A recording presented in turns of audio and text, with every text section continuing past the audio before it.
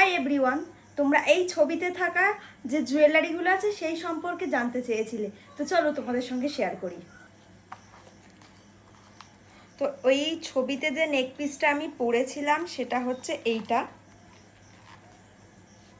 দেখো এই গোলটা, এটা একটা,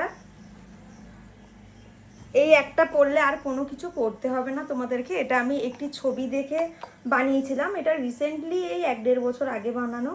এটার ওয়েটও কিন্তু খুব বেশি না। হ্যাঁ, দাও তোমাদেরকে গলায় ধরে দেখাই জিনিসটা। এইভাবে পরতে হবে, সম্পূর্ণ গলাটা জুড়ে থাকবে। এই যে টার্সেলটা আমি এখনো লাগাইনি, এই যে দেখো।